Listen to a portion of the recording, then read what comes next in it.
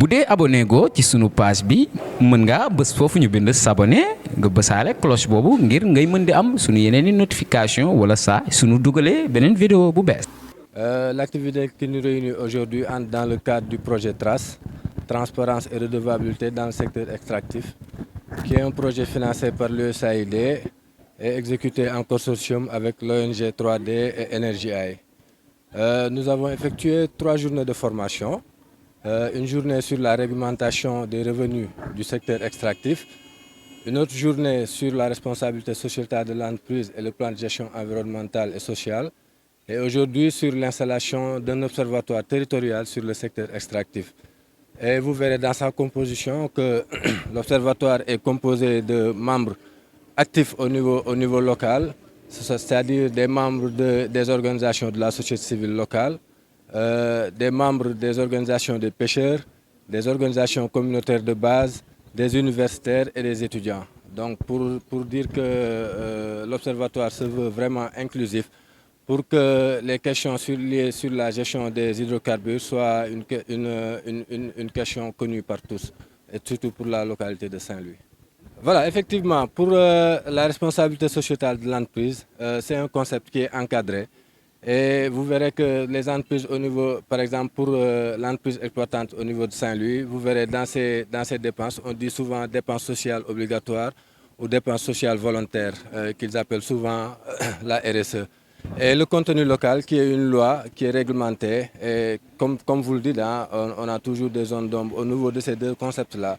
Mais il faut se dire que ce que nous attendons le plus, c'est au niveau du contenu local, où l'entreprise vraiment favorise la main-d'œuvre locale dans toute la chaîne de valeur pour que les communautés puissent s'y voir sur la gestion même de ces hydrocarbures et la répartition de ces revenus. Je disais, c'est un observatoire qui est composé d'une trentaine de membres, dont 15 femmes et 15 hommes.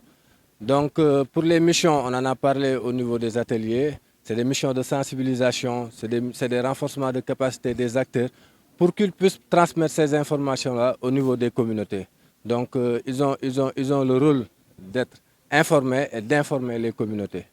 Voilà, dans ces missions pour l'observatoire aussi, il y a la collaboration effective entre les autorités territoriales et l'entreprise pétrolière même. Parce que pour avoir certaines informations sur la gestion de ces hydrocarbures, il faut que cet observatoire ait une collaboration franche pour pouvoir détenir des informations vraies et les relayer au niveau des communautés. Dajale nañ fi tey mu nekk suñu ñetteelu atelier ci ay formation yoo xamante ni dañ ko def ak benn groupe bu ñu tuddee observatoire territorial dans le secteur extractif def ay formation benn ci réglementation des revenus du secteur extractif defaat beneen formation sur le contenu local, la RSE, le plan de gestion environnementale et sociale ak benn boo xamante ni c'est sur la mise en place effective même observatoire boobu ñuy wax.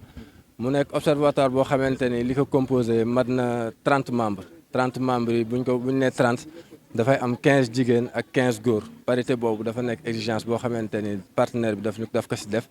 Et donc seen mission liñ ci mën a wax mooy ñu fexe ba nga xamante ni ñoom ñu xam déjà pour xamal askan wi lépp lu nga xamante ni lu jëm ci exploitation bi gaz bi nga xamante ni daf feeñ fii ci Ndar ñoom ñu mën ci gis seen bopp. waaw moom laa doon wax léegi parce que mission observatoire bi bu ñu demee ba parce que kuréel boo mënti teg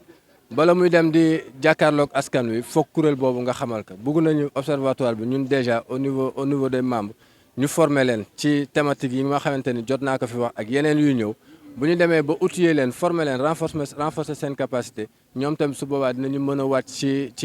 ci askan wi à travers organiser ay forum de sensibilisation def ay émission rajo def ay débat yoo xamante ni lépp lu nga xamante ni askan wi soxla na ko xam comme information mu nekk information bu wóor nag boo xamante ni pratiquement dañ koy jëlee ci suñu autorité locale yi di ko jëlee suñu autorité administrative et même ci entreprise bi ñu koy boole ak askan wi. waaw dafa mel ne bu ñu seetloo RSE dafa nekk benn kii boo xamante ni gars yi dañ ko daan wax sax naan xelu bët mooy li nga xamante ni entreprise moom mooy xool ci moom li muy doxalee ci dëkk bi naka la si jàppalee askan wi ak collectivité bi pour au moins ñoom ñu mën si gis seen bopp. mais bëgg nañu au moins loolu observatoire bi taxaw ba nga xamante ni nga xamante ni mi ngi jëm ci askan bi ñu def une répartition équitable ba nga xamante ni képp ku ci war sa gis sa bopp nga gis sa bopp mais aussi tamit ñu mën a yemale ñëpp. ba pare bu ñu xoolee contenu local mu nekk loo xamante ni boobu nag moom c'est une loi réglementée bu génn boobu moom dinañ fexe mooy bi nga xamante ni entreprise bi bépp bu nga xamante ni entreprise privée bu fi nekk secteur privé bi dañ leen di boole ci chaîne de valeur bi mooy bépp liggéey boo xamante ni ci wàllu exploitation bi daf ciy am ñu boole ci entreprise yi te yooyu am na ci régime yoo xamante ni vraiment dafay concerner fii au niveau local benn bi ñu ngi tuddee régime exclusif benn bi ñu ngi ko tuddee régime mixte. donc vraiment observatoire bi dina taxaw daal ba loolu nga xamante ni muy ay concept yu ñu xamante ni dañ ko jëmmal pour doxal affaire bi suñu taxawaay mooy ñu fexe ba loolu ñu gën ko mën a jëmmal. bu dee abonné go ci sunu page bi mën ngaa bës foofu ñu bind s'abonner nga bësaale cloche boobu ngir ngay mën di am sunu yeneen i notification wala saa sunu dugalee beneen vidéo bu bees.